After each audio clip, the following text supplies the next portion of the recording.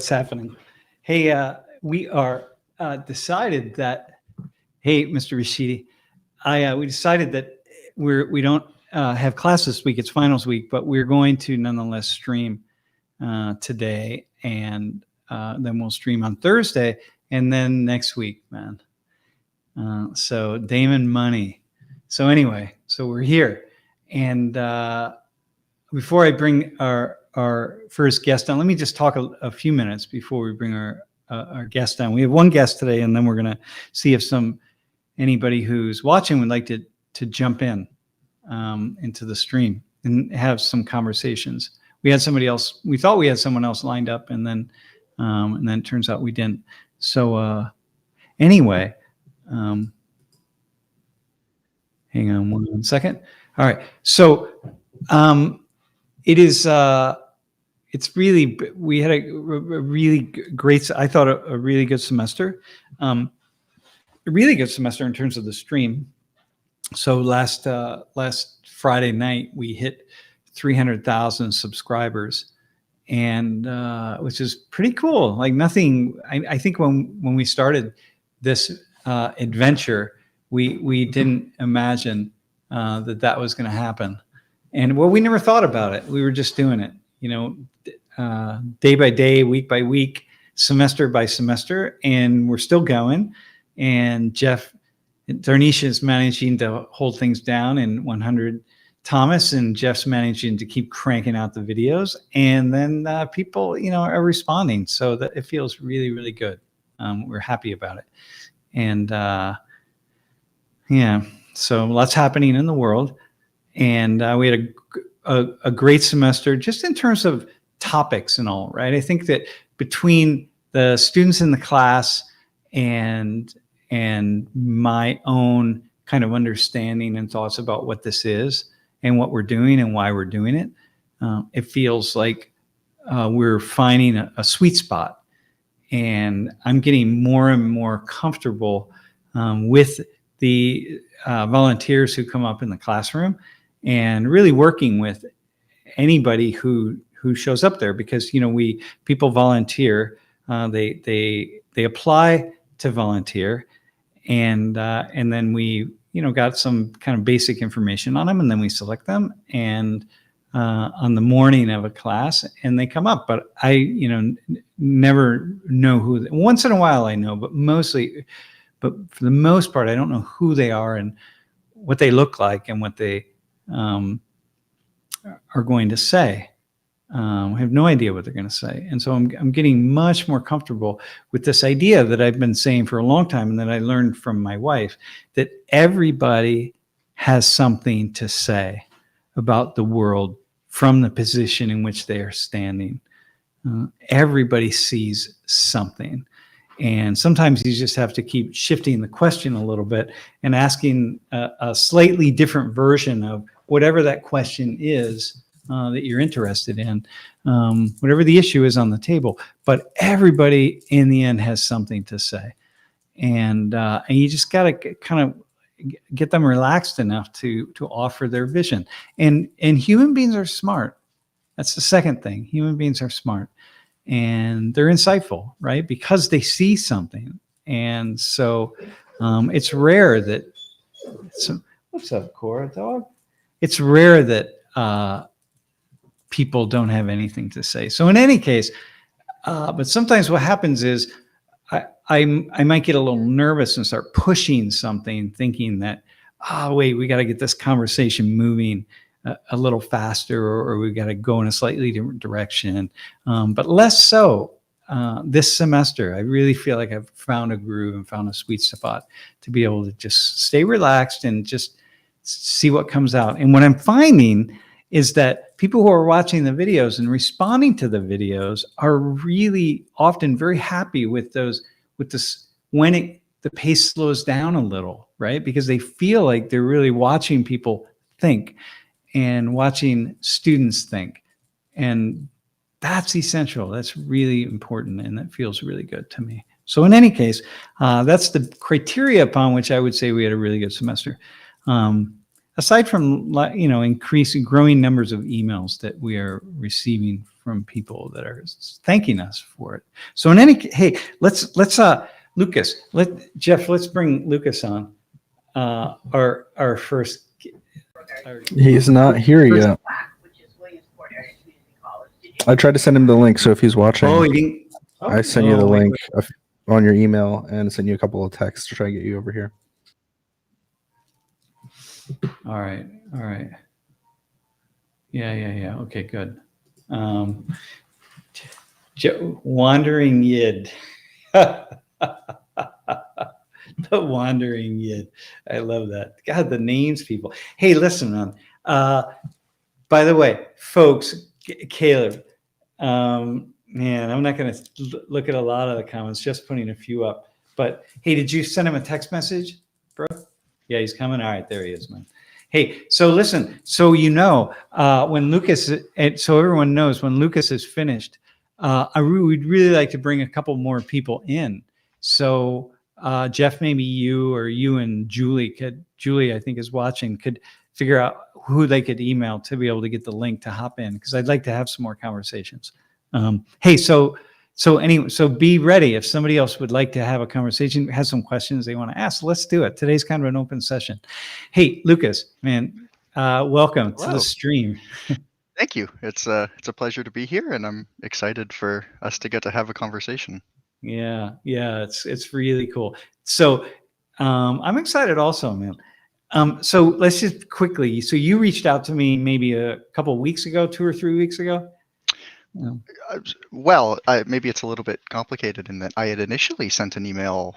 Oh man, maybe a year ago, maybe 9 months. And I was somebody who just the YouTube algorithm that B had recommended some of the videos from Soc 119, and I had just found the conversations to be really, really insightful and interesting and different than a lot of the discourse on whatever the contentious issues of the time were. Yeah. And so I had sent an email basically just saying, hey, thank you for doing this. I think this is a really valuable resource, and this is really cool to see.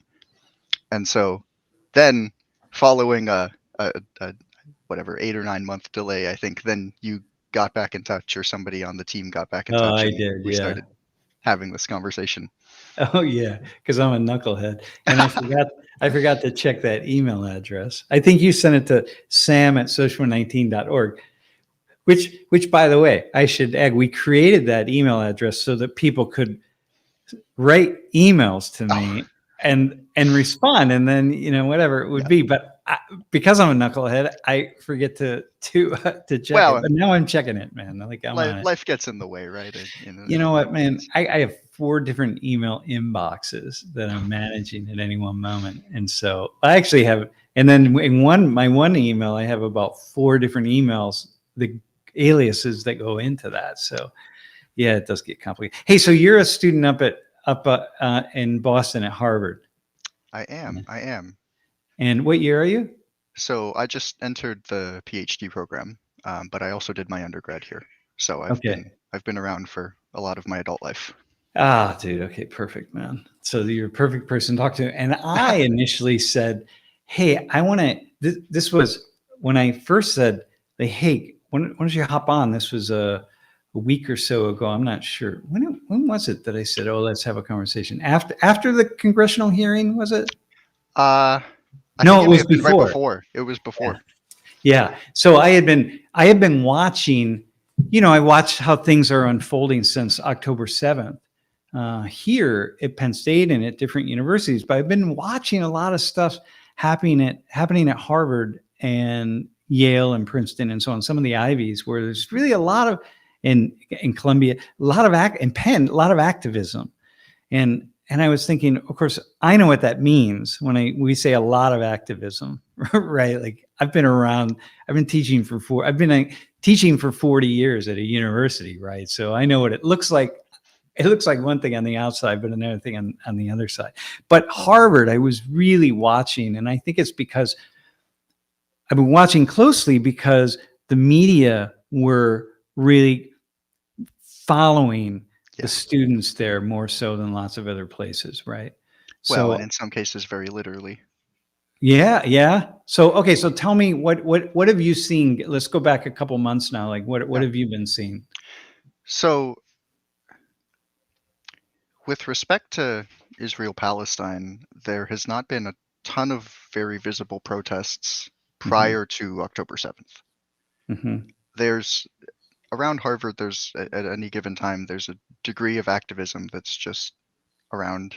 And let's say a year or two ago, as people were arriving back post-COVID, one of the common issues that was often discussed and protested about was Harvard divesting from fossil fuels, for example. Yeah, yeah. So to one extent, there's small pockets here and there of people protesting about specific issues. But then after October 7th was when all of the maybe 3 dozen or so groups that were pro-Palestine or affiliated or allied with those organizations released a letter saying we hold Israel entirely responsible for the attacks. So And 3,000 students, you mean, not 3,000 groups? sorry, right? 3 dozen student groups. Yeah, got student group. Yeah, okay.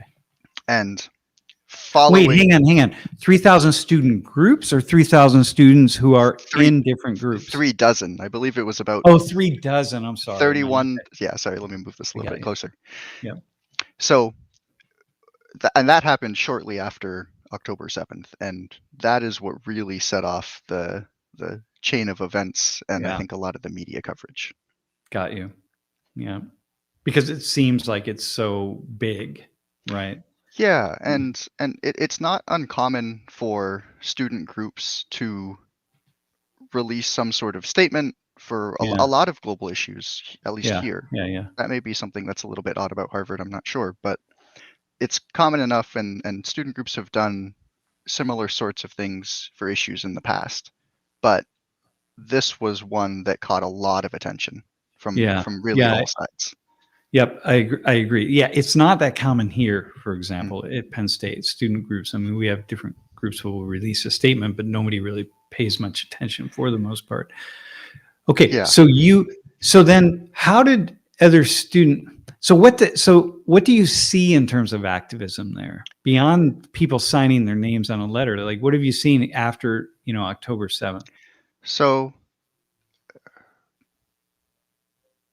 there have been a handful of different types of protests. So on the one hand, there were a set of students maybe in the last month or so who were outside of one of our buildings who were chanting Free Palestine and some of the other slogans that are quite common. And there was, and it was happening during classes, sort of as everything was wrapping up, and it was outside one of the buildings where a lot of courses are held. There's also been a sit-in held in one of the buildings that's also usually used to house classes, and that only lasted for maybe 12 hours or so. There have been protests slightly off campus that were related to the doxing truck, which I can talk about a little bit more and unpack. And those have been sort of coming and going as the trucks have been coming and going, and it's a little bit difficult to pin down exactly when they started and when they stopped. Otherwise, there was a protest, it may have been earlier today, about following the congressional hearing and a lot of the calls for President Gay to resign from external actors. There were a lot of students who came to show their support for her being allowed to stay. And so that's maybe the latest protest that has been at least a chain reaction or a consequence of all of the recent news coverage that Harvard has been receiving. Hey, so now let me go in a slightly, when you say a lot, so just today, for example, do you have a sense of how many students showed up at that, or? Maybe 50 to 100? I think and the reason, and I asked that because, so what I'm getting a lot, so I mean, we're just meeting now. This is the first time we're talking, right? We've emailed back and forth and stuff. One of the most common things that people say in emails that they send to me, and I get probably maybe I say on average, like between 6 and 10, somewhere in there, about 8 a day, I guess, right? And that's been true for maybe the past month or so. But the most common thing that people say is like they thank me for giving them a window into a college classroom. And if you don't live near a college campus or spend a lot of time on a college campus, and you're just kind of you're watching CNN or Fox or reading the New York Times or something, you really don't have an understanding of what it means when, there's a protest at Harvard today or protest at Penn State. And, you've got somewhere 6,500 some undergraduate students there. And if you had the grad students in, it's right. It's a lot more, but it's over 10,000, I guess, right? Yep. But 50 to 100 students, a protest at Harvard, 50, let's say it's 75, right, today. Sure. 75 students do not represent the students at Harvard, right? So when you say, hey, there's a protest today, that's really a very small number of people. And you don't even know if they're all students, right? Right. And that's true, not just with respect to everything recently, but yeah. I think my impression is that that's historically been true. Yep. It's always been true. Listen, even like the anti-war, look, going back to Vietnam. So I did a little bit of content analysis of the Vietnam War protests and at campuses around the country. And, people talk about, well, campuses were really on fire and they were uprisings. Well, there were a few periods at some campuses where that was true, and few periods meaning, like a week or a week and a half. But, here at Penn State, for example, there were and throughout the Vietnam War, there were two major protests, and one lasted about 6 hours, as best as I can assess, and the other kind of lasted a couple of days. But that's not a campus being on fire. The Vietnam War went on for almost a decade, and even though most of the protests were happening in a very small amount of time, but the idea is we create these stories about students and stories about, in this particular case, the left students, right? The radical students, but it's really, campuses are pretty boring, even in a moment when there's a lot of uprising. There's really not much going on, and in most times you wouldn't know about it. And I'm just wondering, kind of your sense as a student there, is that kind of, would you say it in a similar way? And when I say campuses are boring, I mean like there's just like it's not what it seems from the outside. I would.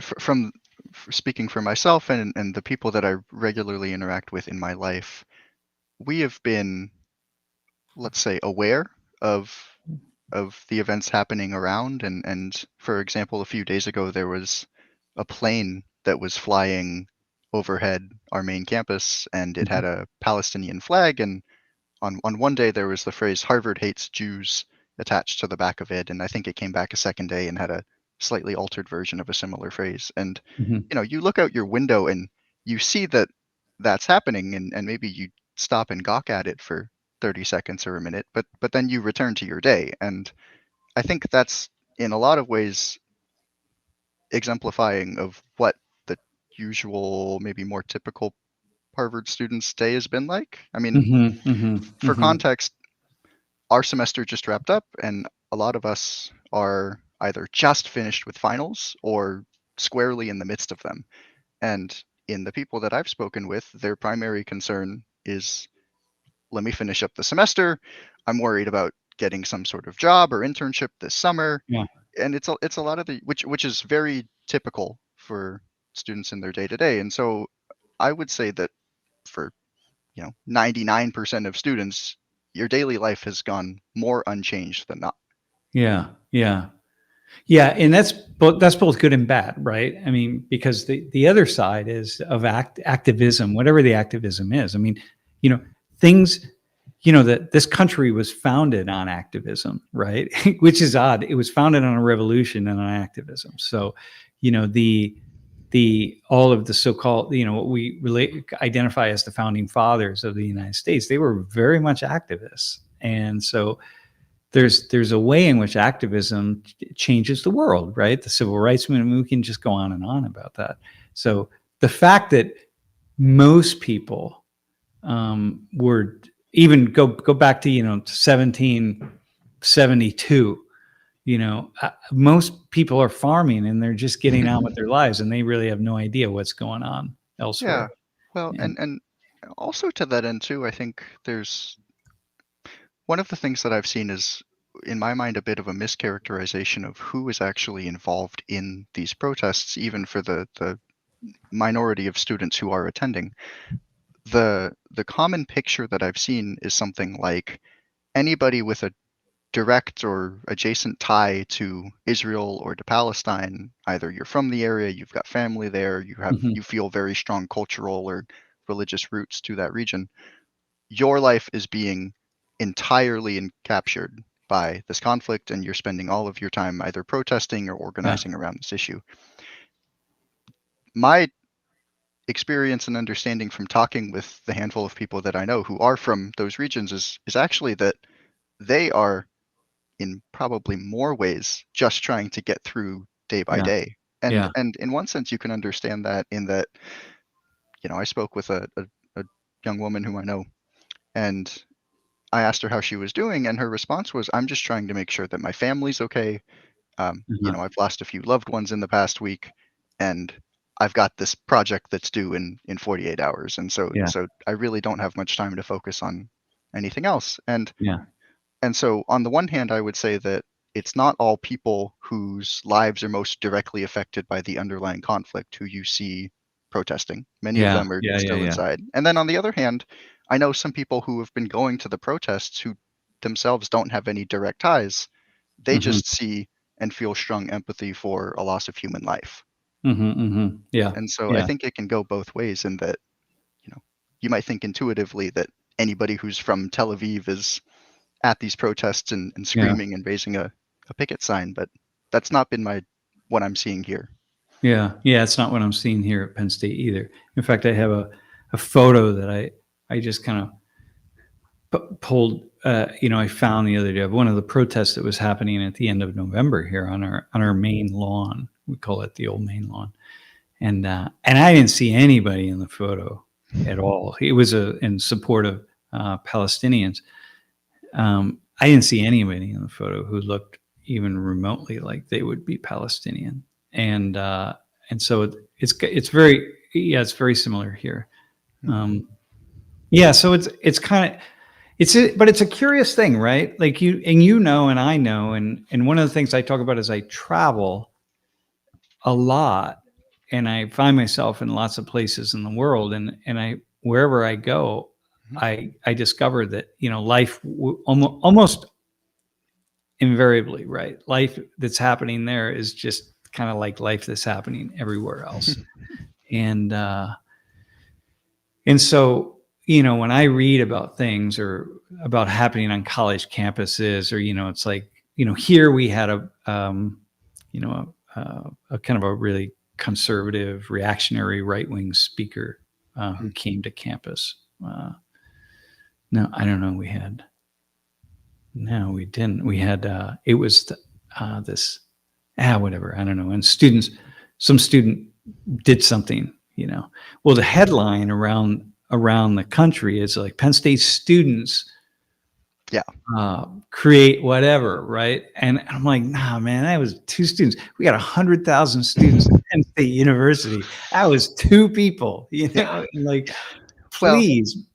But that's what happens. And so I think I wanted to just talk to you to just kind of get a sense of, okay, what's happening. And of course, it's a little bit different there, right? You're in the middle of Boston. I'm in the middle of cornfields. So. Well, and it may also be different in another way, in that, for better or for worse, Harvard is a hotbed for a lot of attention.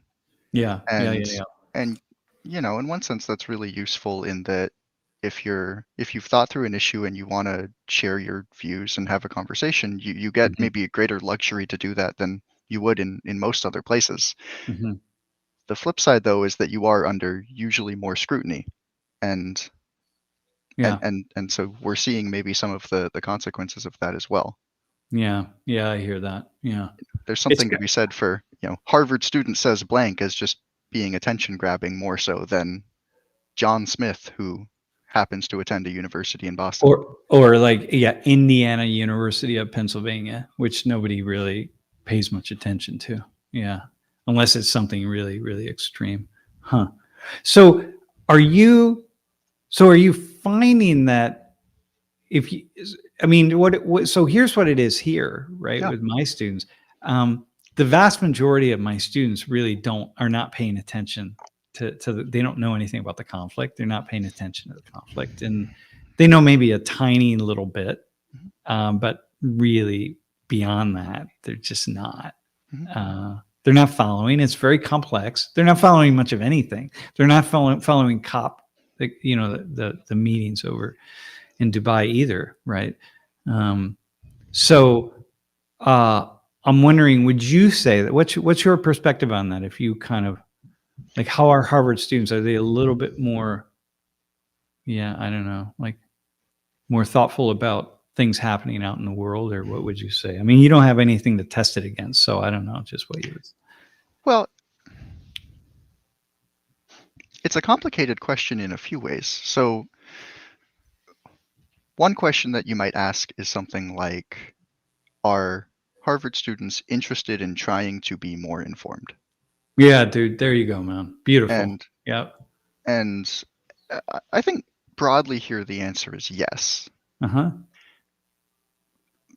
The extent to which one can actually do that, though, I think is a less clear question, in part because it's really difficult to, if you just go online and Google Israel-Palestine conflict and try to get a handle on what's happening,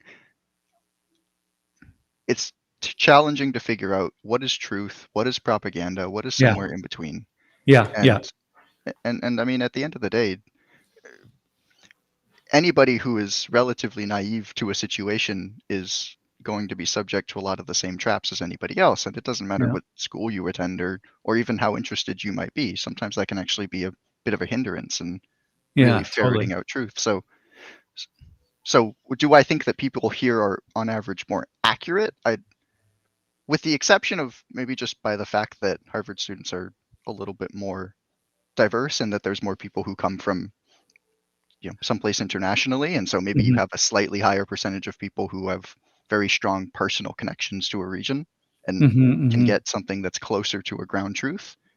But for, the other 98% of us, I don't think they're any per se better informed, even if they try to be. And I would say that the same for myself as well.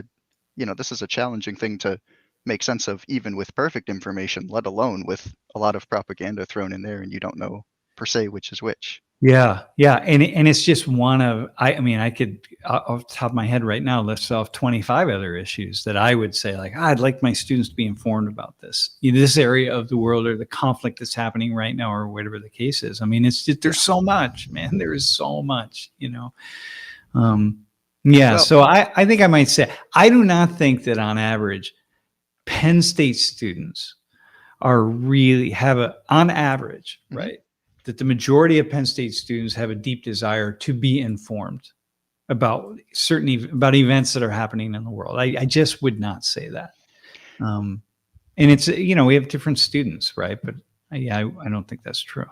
Well, and I mean, some students, the thing that they did in much of their earlier life, say through high school, was to be way more involved in local civic issues than the average student. And so, in that sense, maybe there's a number of students here who at least have a background or expertise on a specific issue. But the extent to which that translates to another issue that is on the other side of the world, I don't know. I'm with you on that. I'm with you. Sure. But and again, at Penn State, every student's connected to something, right? I mean, really something. But I think it's, but like the other side, and you're young, right? So when you get to my age, you'll look back and you'll have a lot of people my age, we make the mistake of thinking that we were much more informed about the world, or thoughtful, or smart, or thinking about things than students or young people are today. But, I know I go back to when I was, 20 or 21. I mean, I wasn't, man. I didn't, at some point when I was 23, I started reading the New York Times every single day. Every day, man. I would spend an hour to an hour and a half reading through the New York Times. And that was my way of just sort of getting a random sample of life all over the world, not the opinion pages. I didn't care about people's opinions. I just wanted to know, like, okay, what's happening? That's when I really started to build up my repertoire of understanding of politics and geography, I will say.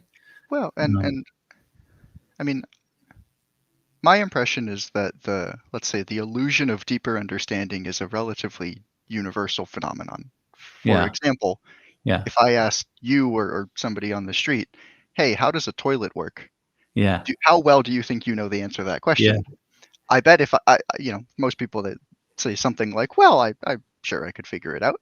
And then if I showed them a toilet and said, hey, here's all the parts, now put it together and let it function.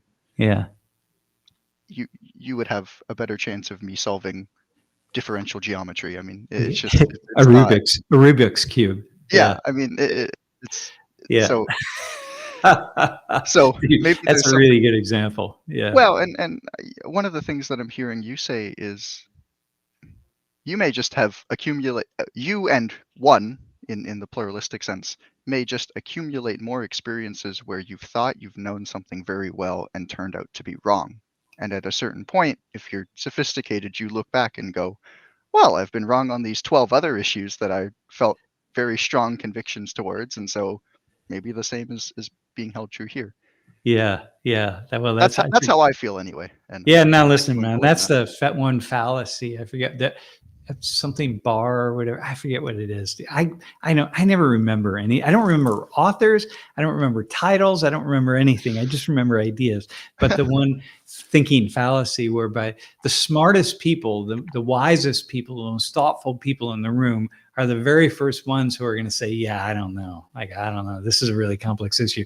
And the least intelligent or thoughtful person is going to be the very first one to say, like, here's the answer to that question. That's just consistent constantly. So as I get older, the one thing I get a little bit wiser, I know less. I just really can't say, like, I can't say anything, so maybe that's but I guess that's why I bring my students up to the front of the room and they sit on I have them come up and sit on the table and I ask them questions because I feel like I don't have answers to anything anymore. So let me ask you, maybe you'll have answers, Hey, one final thing, and then I'll let you go. And Jeff, I don't know if there's somebody else who wants to come on. We were saying that, be nice. We got somebody? All right. Awesome, man. We'll get ready. Hey, so, Lucas, what are people saying about your president? What are students saying? Like, I know that you obviously have not taken a poll of the whole students, but it's just in your small world around you. Like, I mean, I see that it looks like the alumni are backing her, but like, what are people right around you? My impression. What are they saying? Yeah, my impression has been that there's a large outpouring of support for her, and even among students who are specifically unhappy that she didn't condemn calls that may be construed as anti-Semitism or that very explicitly are, as strongly as they would have liked. I think there's a very universal concern that we don't want Harvard or really any other university for that matter to be dictated too heavily by people who are external to the university and in a way where freedom of speech is being strongly infringed upon and people are being forced in or out of different positions. And and so I would say my impression has been that people have been quite supportive. It's really complex, man. It's very complex. Well, but go ahead, keep going. So one other thing that I think I alluded to earlier that maybe bears worth touching on further is one of the responses from people who had signed this letter saying we hold Israel responsible was there was a truck that would have students' names and faces plastered squarely on it that was driving around campus under the heading Harvard's leading anti-Semites. Damn. And in addition to that, there were websites that were being created, put up, hosted that have been structured in such a way to now when you Google some students' names, very early on in the search results, you see this website comes up, you click on it, it's a picture of the student, it's their name, and it's saying, "Hi, I'm John Smith, and I recently signed a statement condemning Israel and espousing all of these racist and anti-Semitic views." And so that's one of the things that I found to be really damaging, not just for the students themselves, but Yeah. in a larger sense, it worries me in that it feels like it might deteriorate the fabric of Yeah. civil discourse. And Yeah, totally, absolutely. I mean, on one hand, you could say, hey, don't sign petitions where you don't really know the issues. But then if that were the case, you couldn't sign any petition anywhere for anything or anybody. So, but yeah, that's the doxing thing, right? That's actually yeah, pretty dangerous. And, well, yeah. and so one argument that I've heard is that, let's say from people that my impression is they're more right-leaning, they would say something like, well, to the extent that this intimidates students, that's actually perfectly fine. And the reason why is because historically, universities have come to start intimidating students who hold more conservative views. And so this is people on the left with a capital L getting Yeah. their just desserts in some ways. And I really worry about letting that kind of animosity drive your opinions, in part because I think there's ample examples wherein that type of action escalates conflict rather than improves understanding. And within specifically the doxing truck situation, one way that's happened is Adam Juliet, I think is his last name, the main person who was responsible for the doxing trucks. He was recently swatted, which is where you make a phone call to a police station, say, help, hey, I'm holding someone hostage, here's my address, and they send a SWAT team to your door. He was swatted by somebody who, let's say, felt sympathetic towards the students who were being doxxed. And and his response, he was interviewed about this after learning that this had happened. His response was essentially, I'm paraphrasing here, but I take this as evidence that I need to double down on my efforts. Oh man, okay, I got it. It's and like, so, yeah. So even for the people who are seeing this and maybe reveling in it in a retributive way, if your goal is to certainly change somebody's minds, or at least to not devolve further into more intense conflict, this seems like an action that we should condemn. Yeah, this is not good, man. In a civil society, right? In a civilized society, but in a thoughtful civil society, it's really not where we want to go. And I understand that, people can have these really strong views, and I understand that people have strong views about the academy, about the universities, but most of the strong views about universities are not on point. You have to go on to a university, right? Universities are, sure, we lean liberal across the board. Professors lean liberal on average, and students lean liberal on average, but everybody between the ages of 18 and 25 lean liberal. It's a time when you believe that, the world can be better. You discover social problems and social issues. You believe the world can be better than what it is. We can stop hunger. We can stop war. We can stop poverty. We can stop, measles, whatever. I don't know, however you want to lay it out. And so and we should do that. Like, why shouldn't we do that? We should, we can. So let's do it. And then who's going to do that? Well, we need the government to step in and spend money to stop this from happening. Well, that's a whole very much a what we would identify as a liberal society orientation. Use the large state to solve these intractable social problems. So yeah, of course, of course you are. And then you get my age and you realize, man, wow, we haven't successfully gotten the government to solve any number of problems. We've solved some, we solved many. This is really important and really valuable, but you just don't have those same strong views in the same way. Some people do, but most people don't. But when you're young, by contrast, so maybe you can weigh in on this if you will. I have students who are the opposite of that. They're 18 or 19 years old and they're cynical. There's always going to be hunger. Like, why do we think about it? Who could? There'll always be war. People are always going to kill each other, And I'm like, oh man, That's not where you want to be when you're 19 years old. Have a little bit of hope, my friend. You know, so when I have those students, I'm just like, stop with that message a little bit, you know. So Yeah, anyway. I mean, you asked me to weigh in, and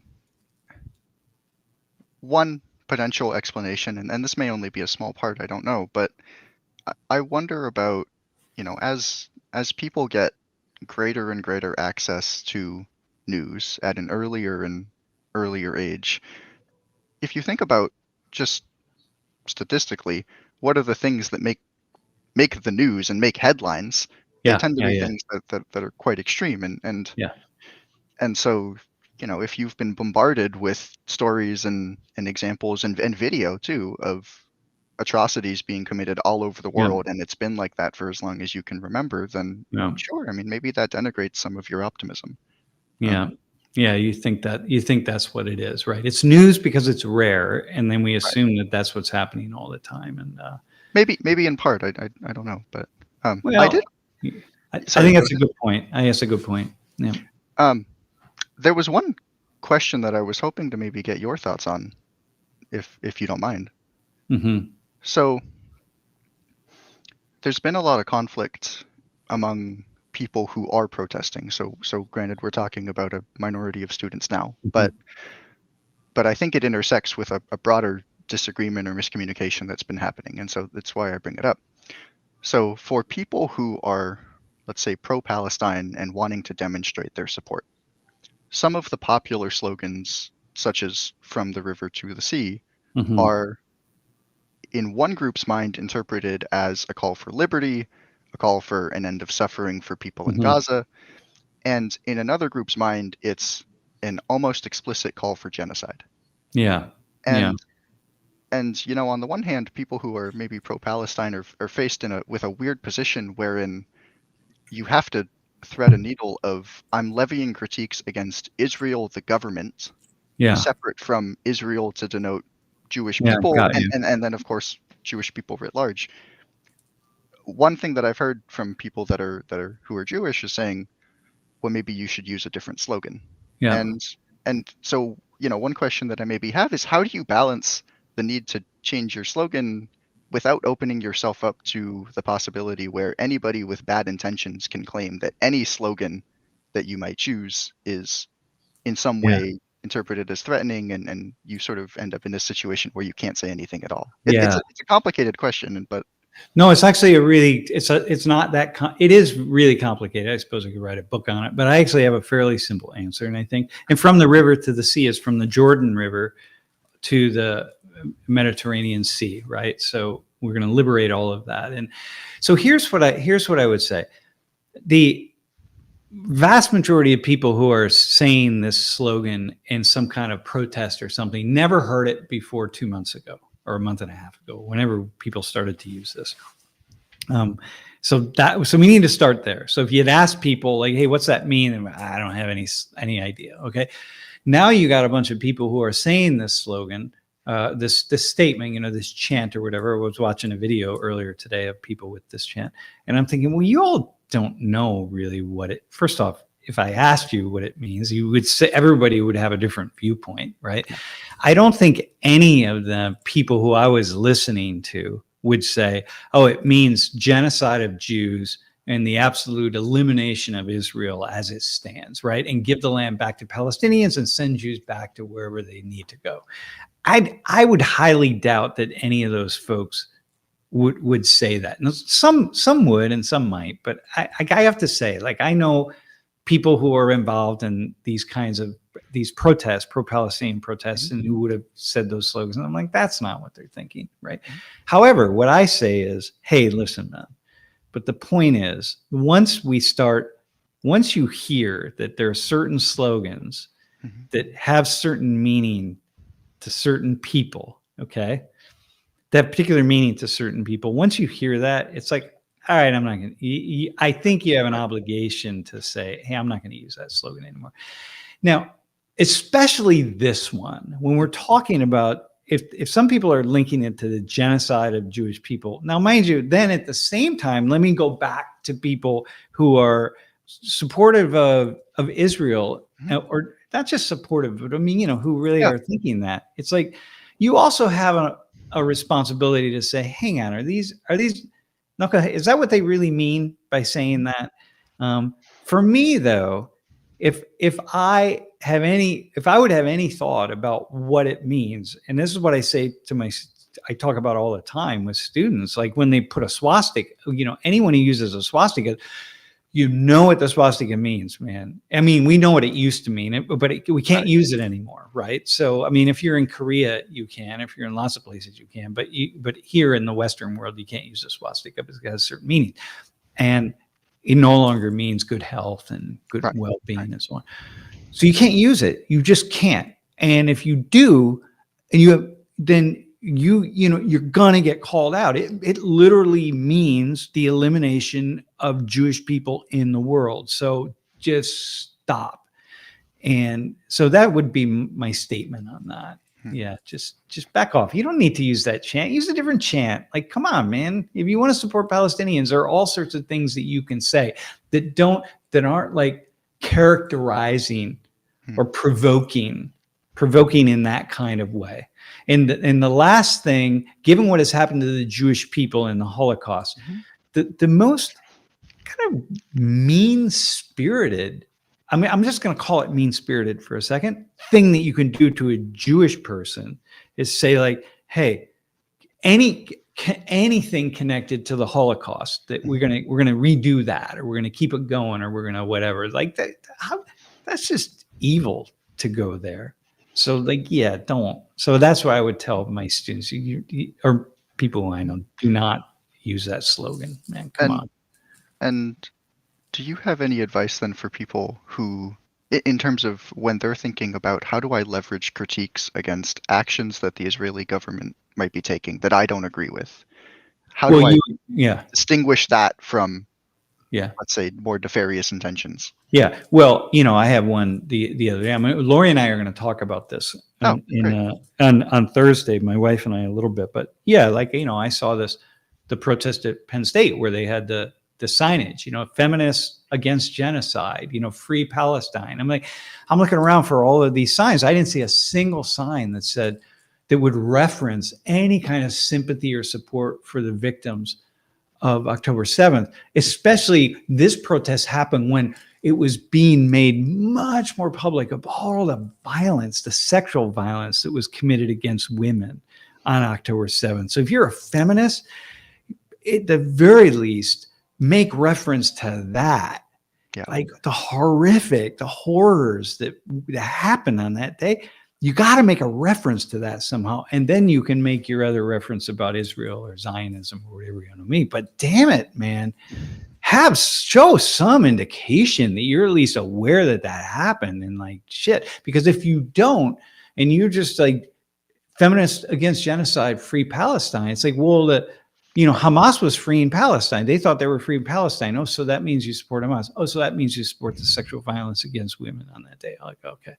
Because how do you not get there? I don't think that that's what any of these people meant with that signage at all. Of course, it's not what they meant. But how do you not get there? So anyway, that would be my take on it. Yeah. Gotcha. It's signaling at the very least, right? Right. Well, and in some ways, this is a uniquely challenging issue to signal, because you necessarily lose some degree of nuance, but at the benefit of potentially let's say echoing or providing additional amplification for your message. But but this is one where losing the nuance seems really potentially damaging. Yeah, man. So how can you continue to try to share your message broadly in a way that's accessible, I think, is the question. And you've provided some really interesting insights. So thank you.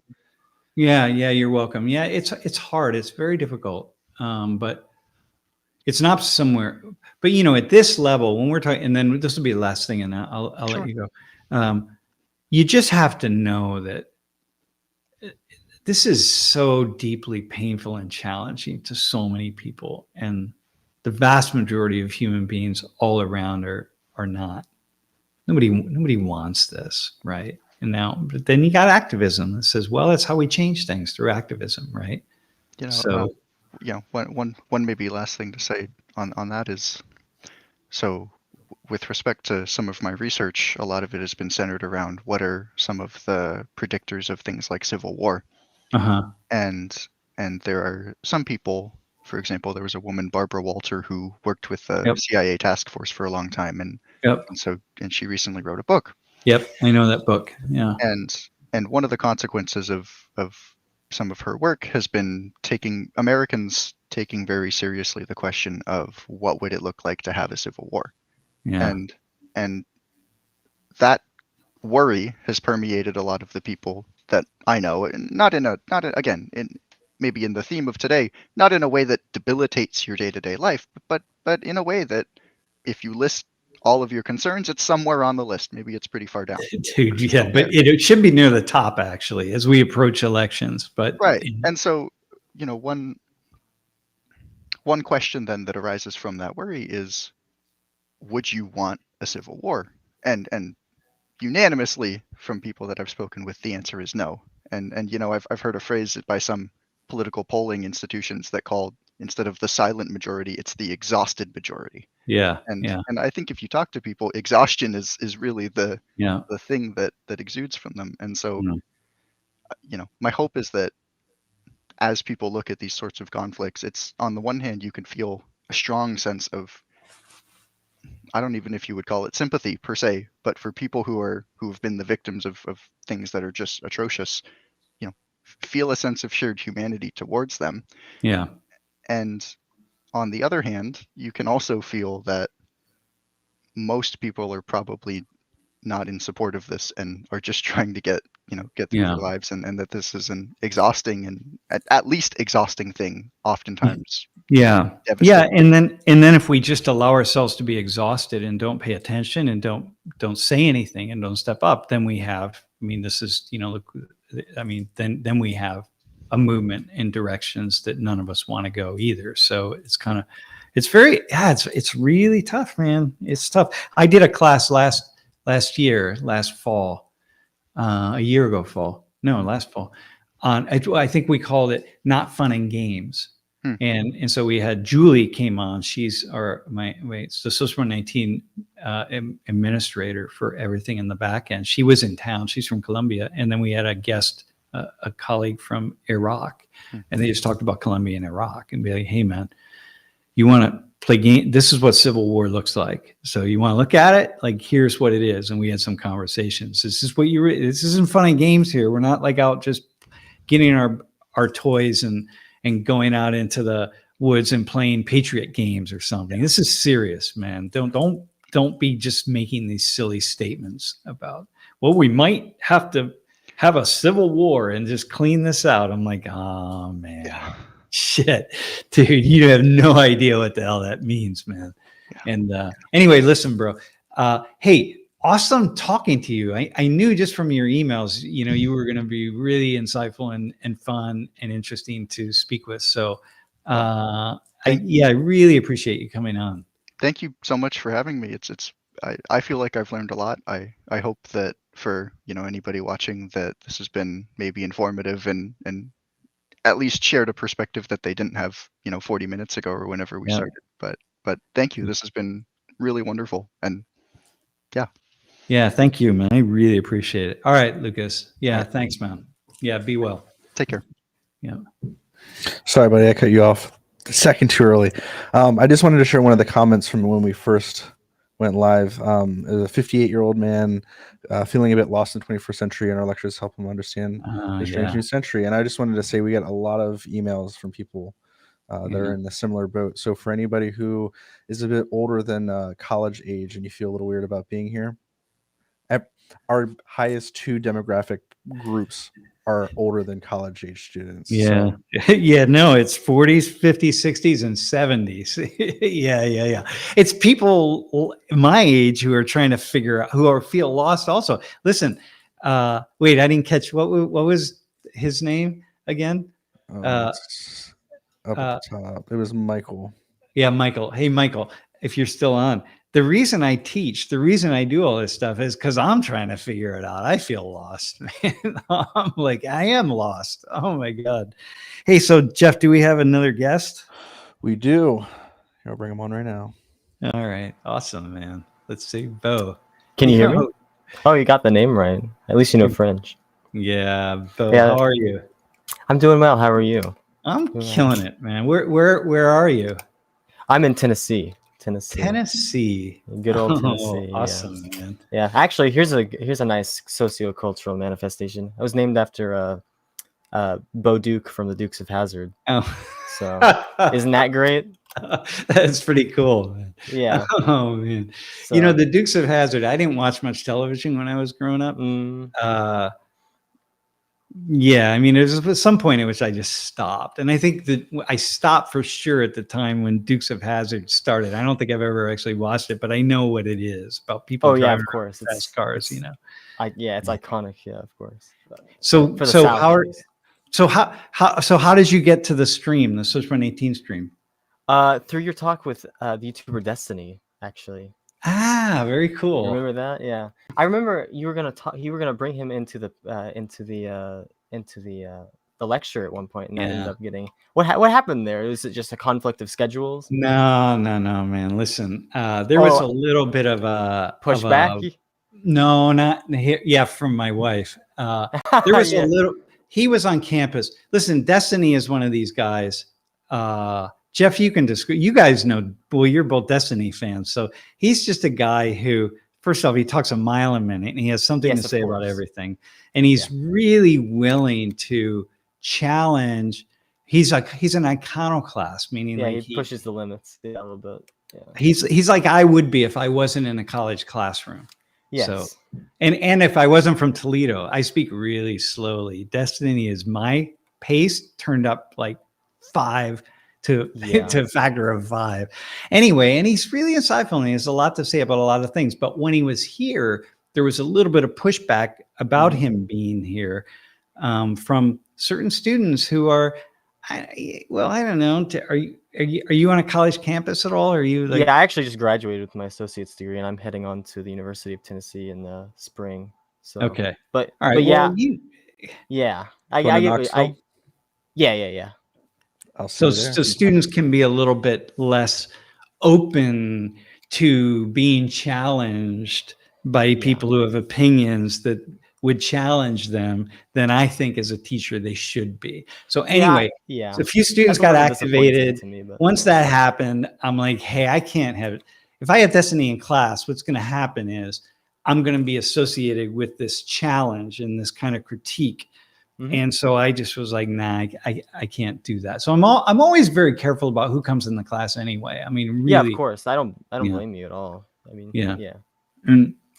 I don't necessarily agree with everything he has to say, but I think his general approach to issues and how to form opinions is on the right track. Like totally.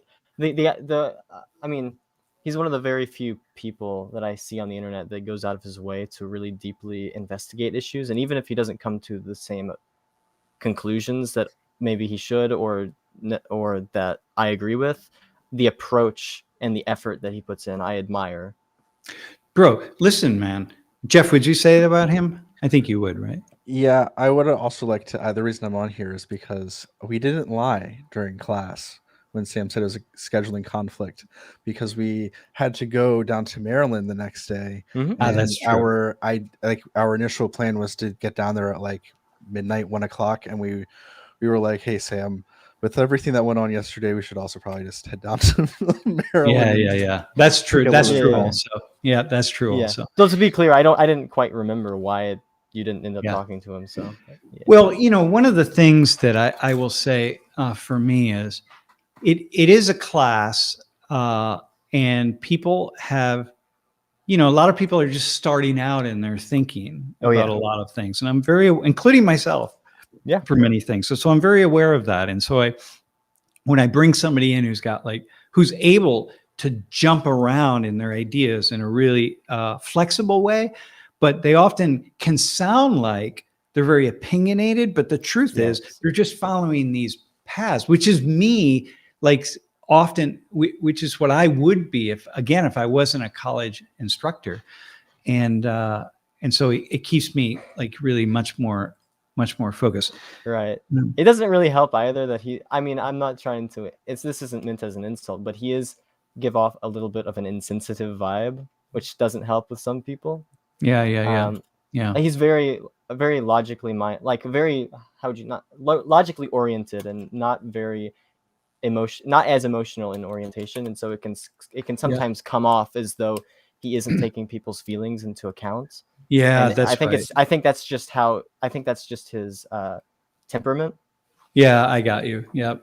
And whereas for me, I'm very, I cannot, I've taught myself to take people's feelings into account. Yes.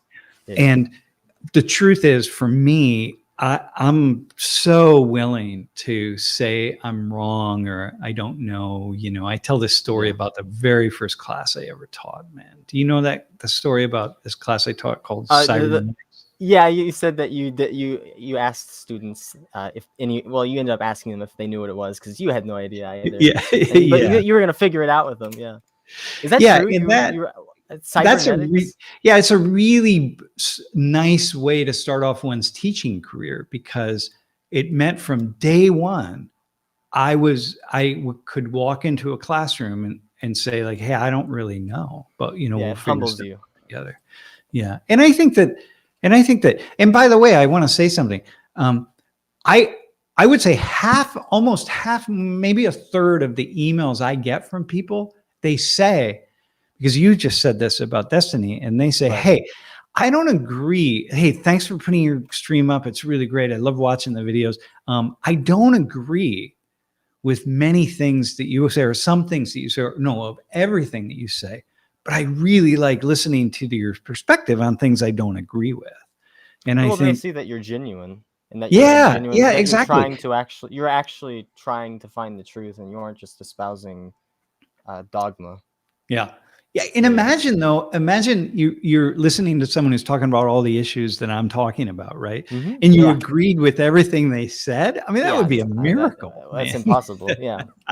That would be impossible. Yeah. Yeah. So that's pretty cool. But I really appreciate when people start their correspondence with me like that, because it feels like, oh, okay, that's awesome, man. Like whatever it is you feel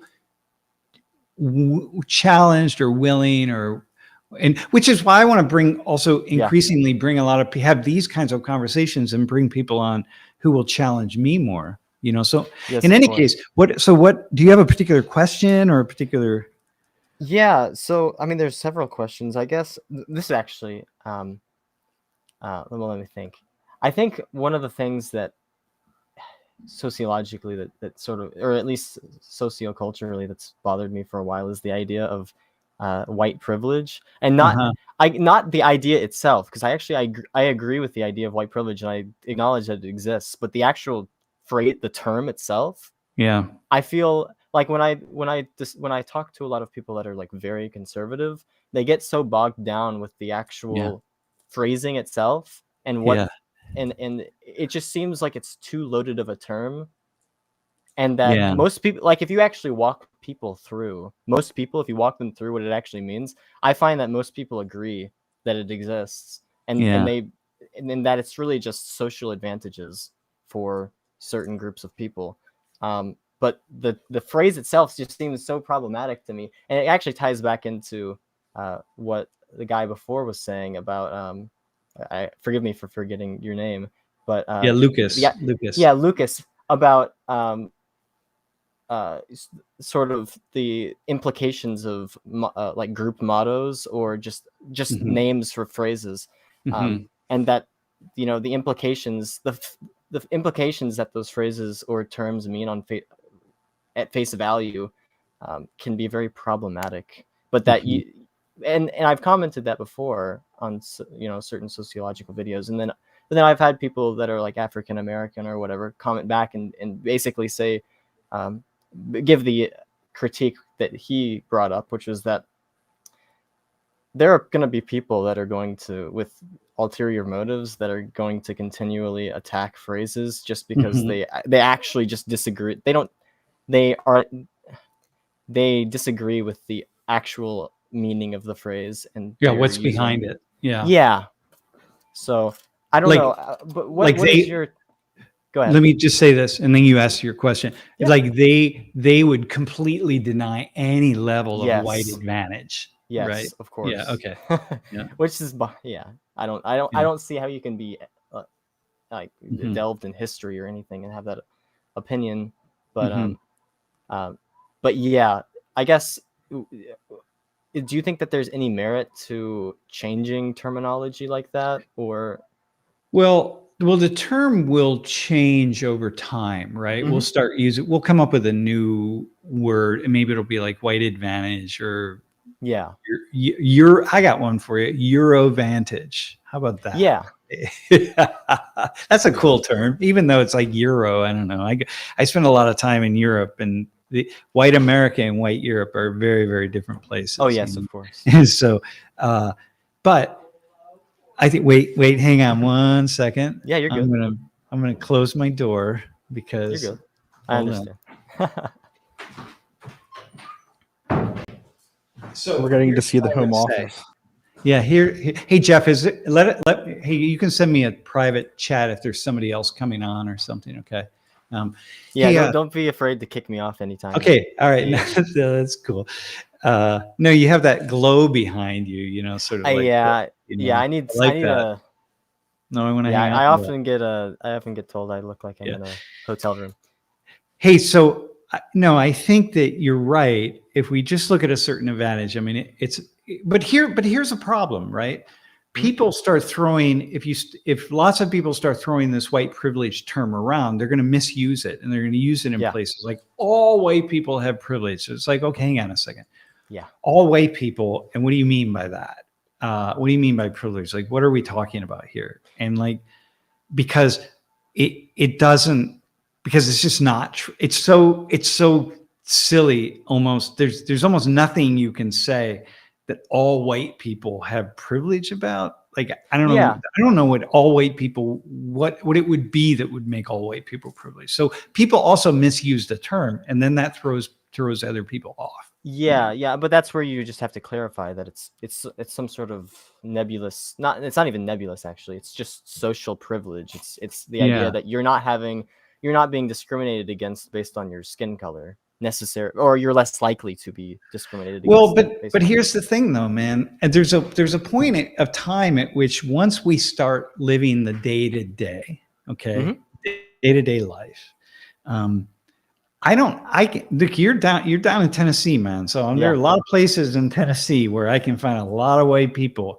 who like they're the furthest thing from privilege that I could ever imagine. Like here in Pennsylvania, wherever I want to go, right? And I'm like, well, then at what point does it even make sense to use that term to apply to all white people? Well, that's why the term is problematic. Yeah, I think we agree. Yeah.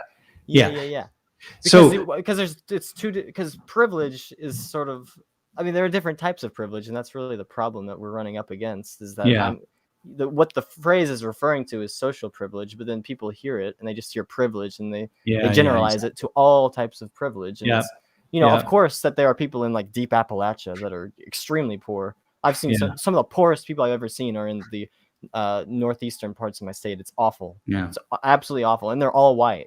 If you start seeing it in shades of gray, you're able to differentiate and understand the specifics of what's being talked about. But that's the problem with the phrase, is that it's not specific enough. Got you. Okay, so listen, now I want to respond to something you said that was actually a really cool statement. I mean, much of what, everything you're saying is cool, right? But I want to just say this in particular. So you referenced you referenced Lucas, right? At what point, when you have a phrase that really gets in, what point do certain phrases get in the way of actually being able to engage, right? Yeah. I would say white privilege might be one of those that at this point in time, it's really gotten in the way. I agree. And so like, let's just, because so many white people, we are getting to the place where black and brown, there are historical advantages, right? So if we look at, of course, I mean, we look at like the amount of wealth that's held by, people of white ancestry, European ancestry, compared to black and brown. I mean, there are things we can look at, but if we break it down into ways to kind of understand specific populations, it's like it's not helping us anymore, and it's actually kind of taking us away. But the problem is we don't know how. It's so difficult to say it, to talk about it in a way without these pithy phrases that we start lumping groups of people together. Yeah, I agree with you. I guess I have another. This is inextricably tied to the idea of white privilege, but when I sort of when critical race theory that phrase started to pop up in like 2017, 2018, 2019, I started hearing all of these people trying to describe it as some sort of ideology that describes white people as this is from the white, like the sort of the white Christian, maybe in Christian conservative perspective, but that it tries to paint people as or paint white people as inherently evil. Like, and I'm not sure, when you I've never actually heard someone say that is talking about that. So do you have any thoughts on that? I did. I've never heard someone from the liberal side of the political perspective ever say that.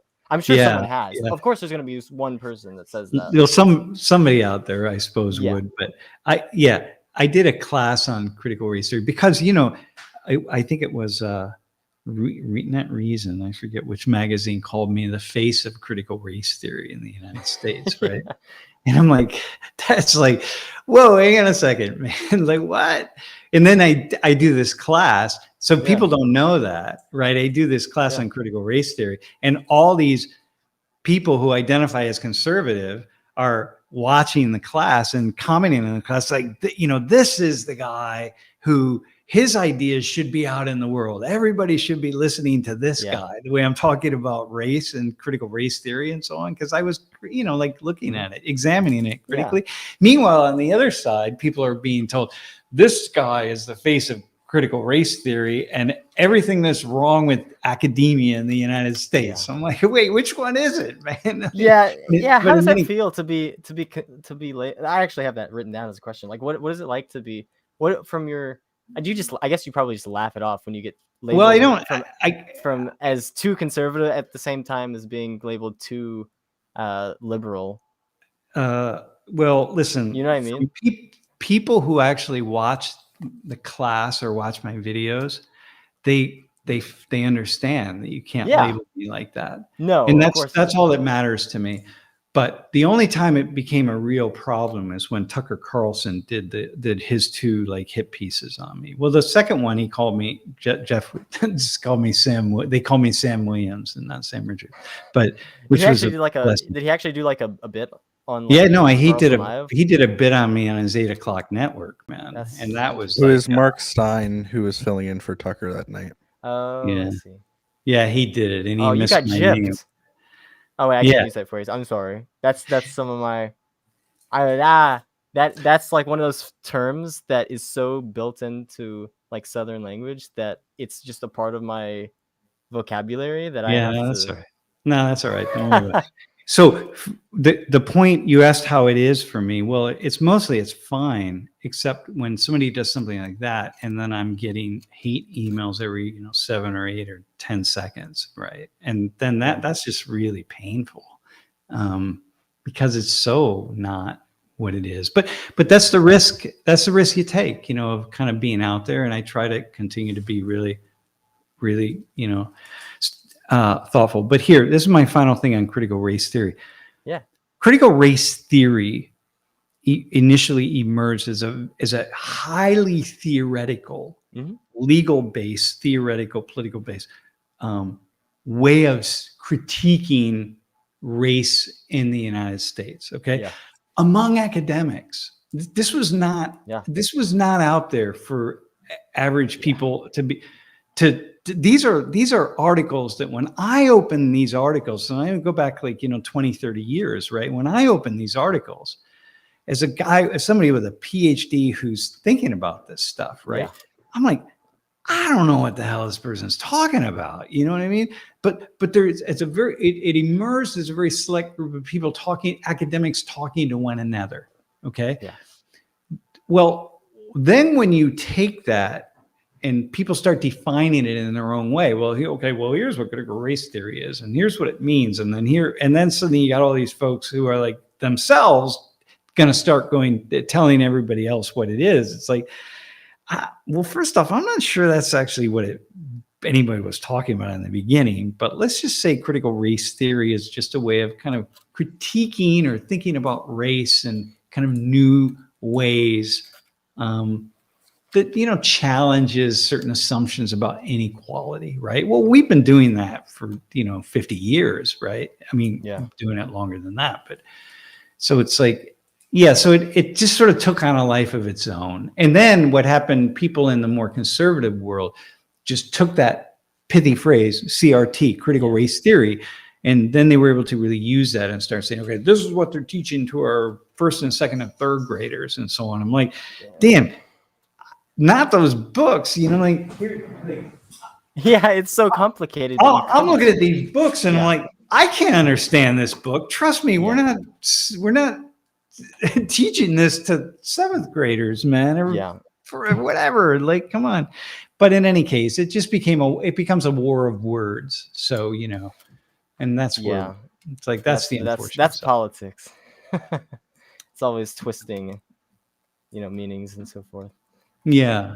Well, and we're all responsible for it. So those of you, I know there are a few people on the stream. The one, Michael, for example, I don't know if you're still on, but you say, yeah, I'm just so confused. Well, it's okay to be confused. Like I'm confused, right? I'm trying to figure this stuff out. And for me, it's my entire career has been to figure this stuff out. So it's okay. Like you just kind of stay with it and try to find something. I think that one of the things that people like about my class is that I'm starting at a level, like I'm letting students tell the story.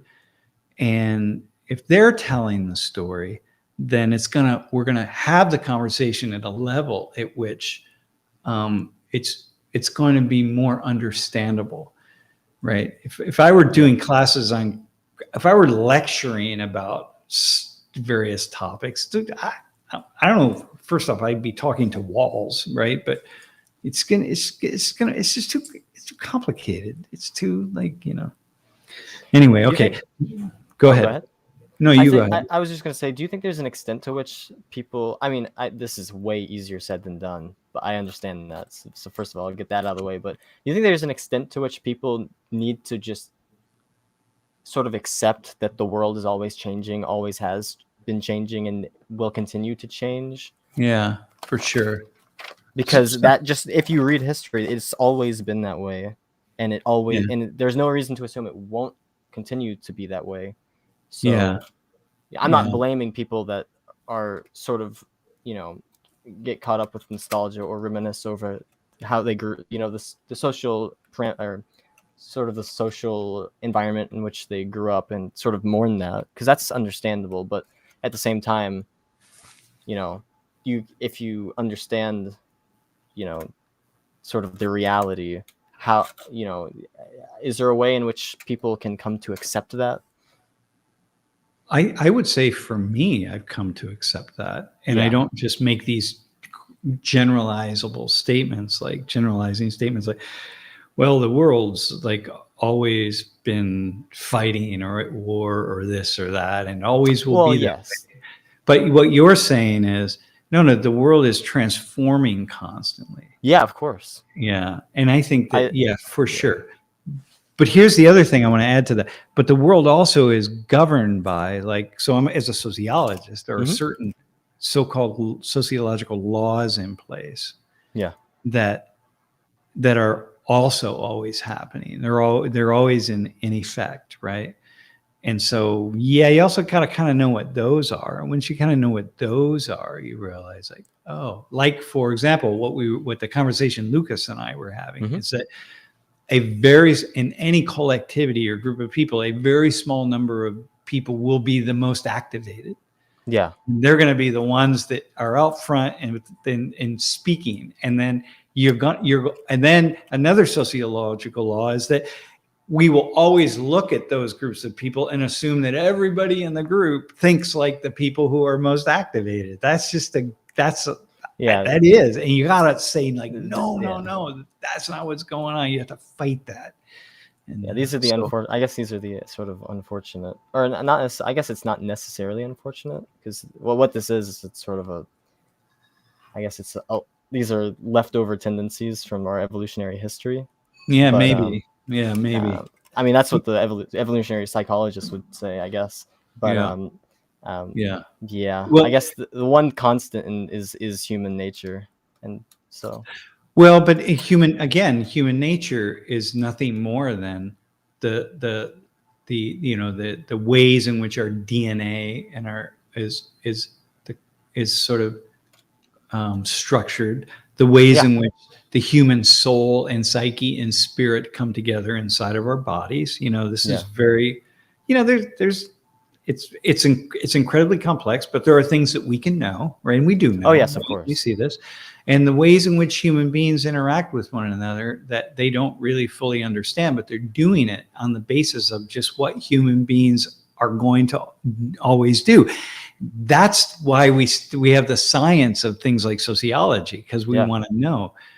I used to sit up on the 10th floor of my office, and I had I had my office in a sociology at Penn State. It's a 10-story building, and mine was on the 10th floor. And I would sit in my window and just watch when the classes changed, and I would watch the patterns of students, how they would walk around one another. It'd be like hundreds of students going down these sidewalks, and I would see them doing the same things day after day. Notice the patterns? Yeah. And I would say, like, those individual students, and semester after semester, year after year, the individual students aren't choosing that, but there's something in the ways in which human beings come together and they interact that they don't even really understand, but it's right. The laws of social behavior.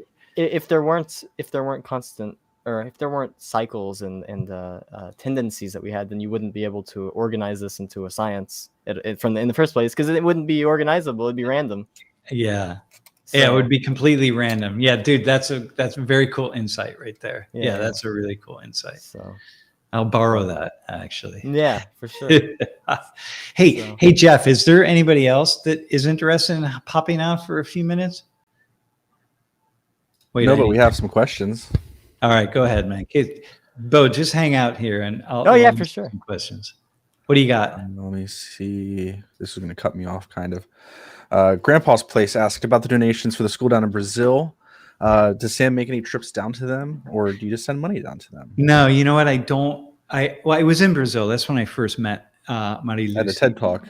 Yeah. Yeah, but no, I send the money down to Marie-Lucy via Western Union, and then she sends me photos back every year of the party. The photos that you saw were of the party a few years ago, and then every year she sends photos back, and it's a lot of fun with students. Yeah, it's cool.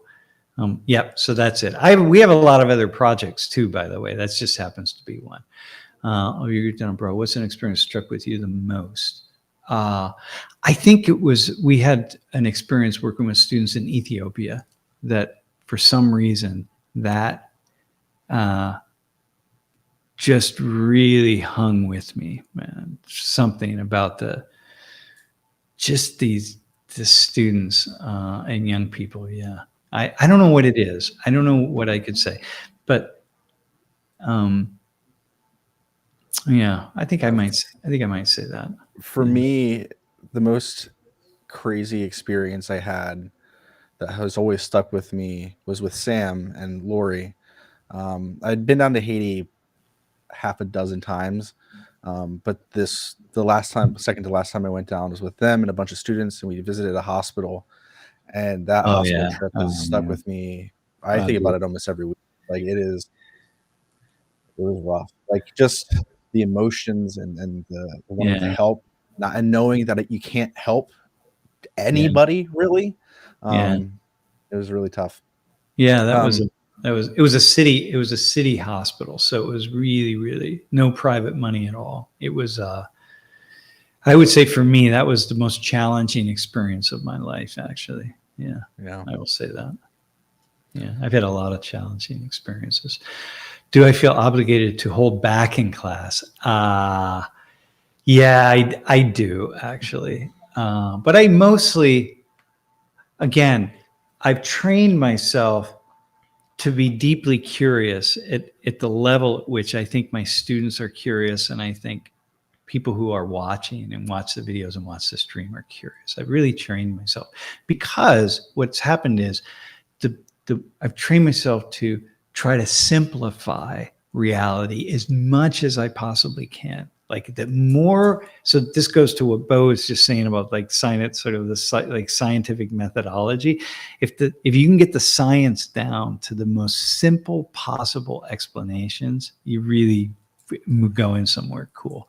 So therefore, I'm less holding back in a way, although I do hold back sometimes, but I'm also just always trying to get to the most simple answer to something.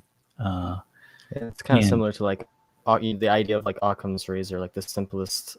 Exactly, man. Yeah. So I will say that there are times, when I want to maybe say, but here, okay, I want to respond. What was his name again, Jeff? Obed. Listen, here's the other thing I want to say. I learned a long time ago that people don't change as a result of anything that I say. And so like, I don't, why not? What would I not hold back from? Like putting my opinion out there. It doesn't matter. No one cares. My students don't care. People watching the stream don't care. Like nobody really cares. People don't change in that way. So once I embrace that 100%, that I can have the best argument in the world or best thoughts or coolest ideas, whatever it is, if I could possibly have that, assuming I could, it's not going to change anything. People transform their thinking on their own terms, at their own space, at their own pace. And so once I really embrace that, then I'm like, all right, well, what am I going to now hold back? What am I going to release? Like what good's going to come of it? What's it matter?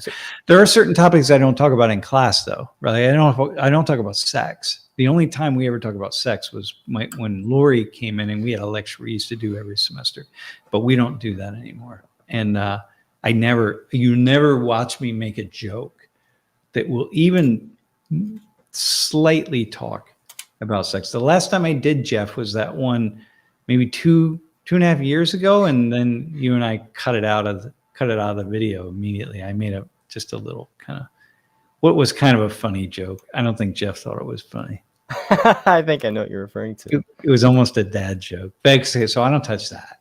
Yeah. Especially because the older I get, man, I'm just like a creepy old guy or something like that. Just comes off. It wouldn't have been that way 30 years ago. Somebody my age could make a few like kind of subtle, funny, double entendre jokes with double meaning or something. But yeah, so I'm not talking about really gross things. I'm talking about just something that would be kind of a clever play on a word. It's like, nah, don't even do that. Just forget it. How many people feel like we've regressed instead of progressed in racial relations the past decade due to social media and all the racial outrage and hysteria? What do you think about it? I think actually a lot of people feel like we've regressed. I could make the argument that we've regressed tremendously. So Jordan, I think I could make the argument we've actually gone backwards in lots of ways, but I could make the argument that we've also gone forward in many, many different ways. I talk to police, and police are like, look, man, what happened after George Floyd was really brutal to the police. All these people, yeah, yeah, man. Yeah. Like, wait, hang on a second. I'll show you something. I suppose both can be true, that we've regressed and progressed in different ways. Here, this is one of our.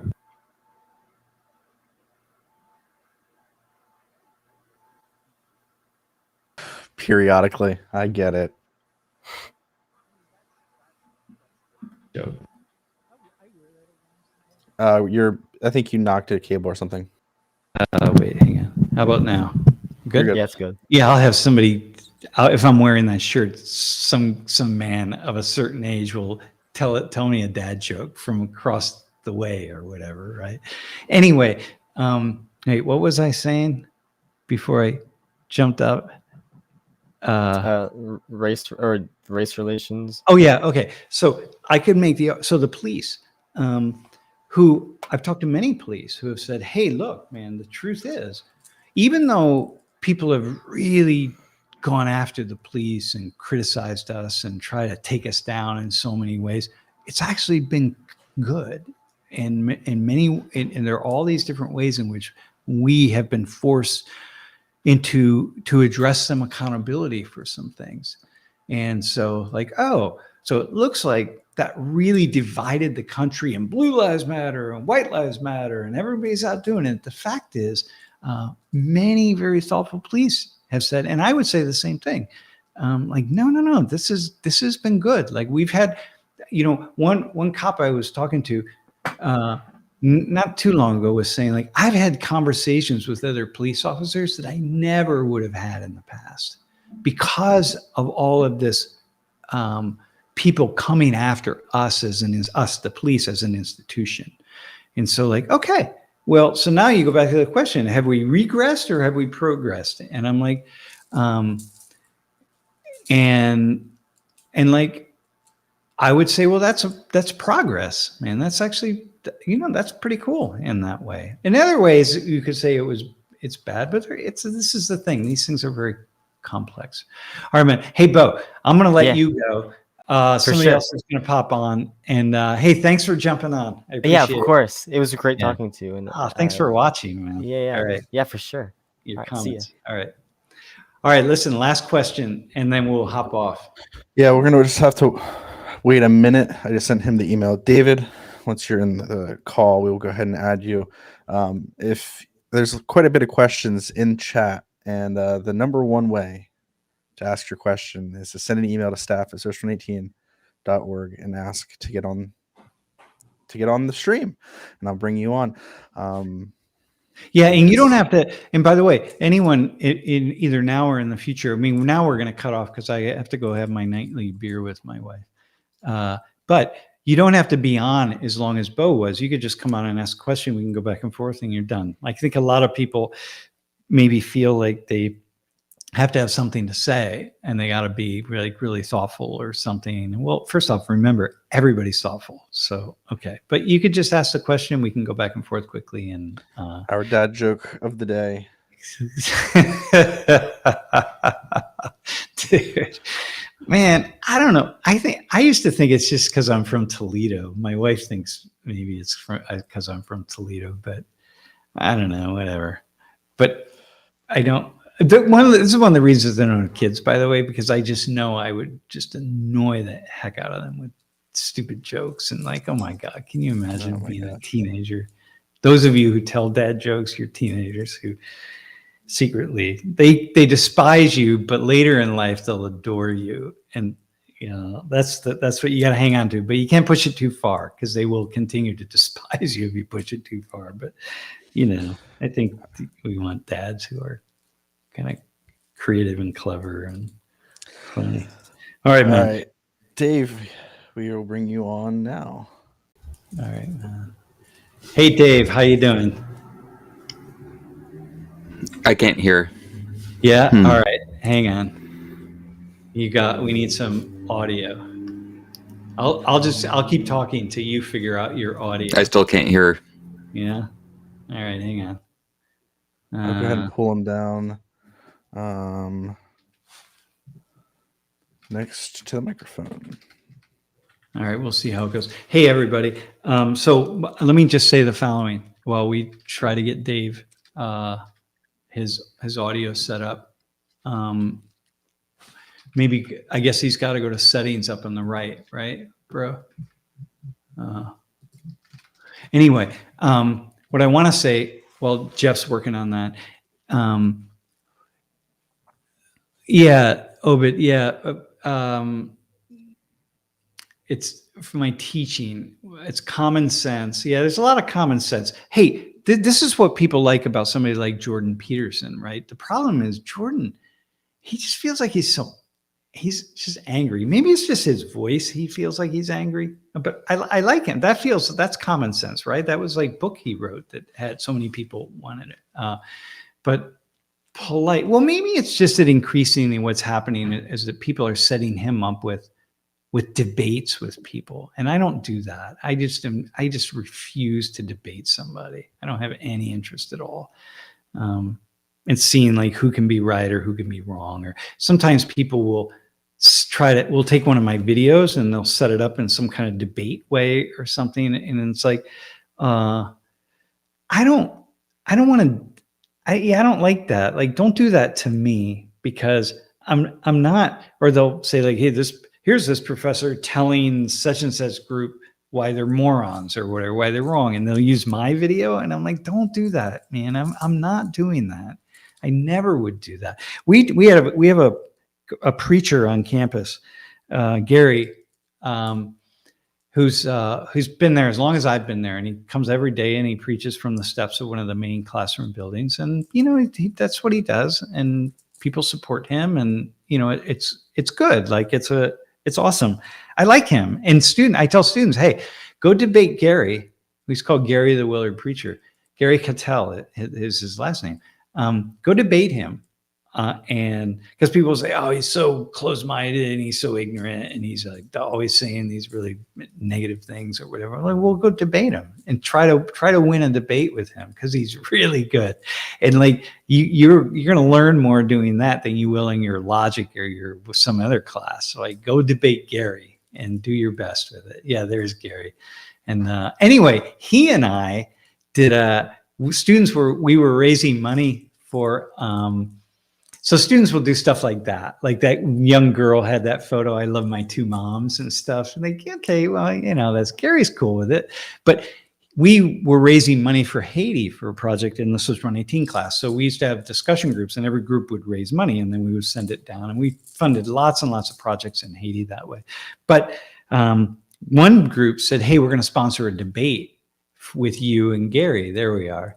And so, packed classroom, and people were expecting finally to hear me just unleash, right?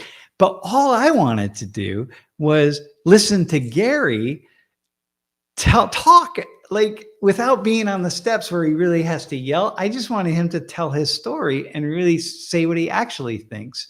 And so it was actually, so people were like, come on, I thought we were coming to a debate. And we're like, well, it got billed as a debate, but I can't debate. It's not what I do. And I just really enjoyed listening to him and giving him a stage where he could just talk more openly about what he actually believed in and so on. And here's a guy who was a kind of an evangelical Christian, kind of standard, straight line evangelical, and he converted to Greek Orthodox, I think, because he had someone who was debating him all the time about saying that they thought their religion was the true religion, Greek Orthodoxy, right? And they just kept hammering Gary, and Gary did research and he converted. And I was like, oh my God, that's intense, right? So anyway, there we have it. Yeah, people want to see that kind of fight thing. You don't get that from me. I'm not that. Hey, did Dave? Yeah, he is here. I did see a tweet earlier today that said something about you should debate Jordan Peterson or somebody like that. No, it was Charlie Kirk from Turning Point, and I sent it to a buddy of mine. He was like, I wish that could happen. I was like, but Sam wouldn't debate him. He would just figure out what the dude is standing for. And like, yeah, I would actually, you're right. I'd figure out what he's actually saying. Like, don't give me your sound bites. Tell me what you actually believe. And then I'd find what's really reasonable about what he believes, And then I'm like, okay, well, because everybody makes sense at some level if you get behind what they're thinking. I learned this from my wife. My wife, by the way, on Thursday, we're going to stream and we're going to talk about these Ivy League schools and the congressional hearings from last week. Lori's really brilliant in the way she sees some things, and we're going to break down some of the media analysis of this. It's not going to get really complicated. She's actually going to simplify it. Well, yeah, she's simplify it by making it not simple. All right, yeah. David. All right, days on, man. I'll bring you on. You're a yellow square this time, but hopefully your audio works. Yeah, my auto. There we go. All right, Sorry you're on. Hey, Dave. Hey, so sorry to keep you from your beer, but I had some technical issues there. I was wanting to jump on. I wrote earlier because I was interested if I am ever a good candidate for a topic, because my dad escaped Germany in the 30s. 1938 was when he was able to escape Germany. He had me when he was 63, so kind of a lot later in life. But it's interesting to see his process, his journey out of Germany. He had to then stay in Cuba for a year and a half before the U.S. allowed him to come in. I actually still have his passport and the letter saying he could not come to the U.S. or stay in the U.S. because he'd be a public charge. And just the process of citizenship and everything in that process. But my question is kind of based on that. So our family, the diaspora, if you will, we're the only ones that are in the U.S. or my dad passed, but so he's the only one that came to the U.S. The rest went to Israel, England, Australia, Austria, Argentina, all from that time. And so I like to look at the world as a whole and how my family has changed and how my family lives in all these different countries. And I often hear people say now, Americans should not look at the world in the lens of an American. And I often see the people that are saying that often do it themselves too. And I was just trying to figure out how to explain to them that they actually are as well, or how to broach that. It's like when people say, "Oh, Europe, they're not like Americans. They have a different society, or in Africa, it's a different world. So we shouldn't put our lens, look at their life there. We need to explore and do that." Yeah. But those people who are saying that are also looking at it on that aspect, I think. Yeah. Yeah. So there's so the question. So one question is this question of cultural relativism, right? Is this what you're saying? Like, you gotta look at the culture from the perspective of like being inside of that culture, and you can't compare apples and oranges, and like be really careful about that and understand things on their own terms and so on. Like for example, I'll give you a perfect example. Let's talk about Israel for a second, right? So the first time I was in Israel, I was like blown away. So I've traveled all over the place, right? But I was blown away by like how like pushy people were, right? Like how they kind of nudge you out of the way. I'm getting on a bus and this older woman just sort of comes and gets right in front of me and knocks me out of the way. I'm like, oh my God, like, whoa. And then I'm like, well, hang on a second. Hold on. This is kind of cool, right? Like, what is this, right? And then I'm in Korea, and like, now I spend a lot of time in Korea, and Koreans will sort of get in an odd way, get like right up kind of in your space. Like I'm standing in line at the supermarket, and someone's like pushing their cart like right up against me, and they keeps hitting me in the back, and it happens again, and it happens again, and I'm like, what is that?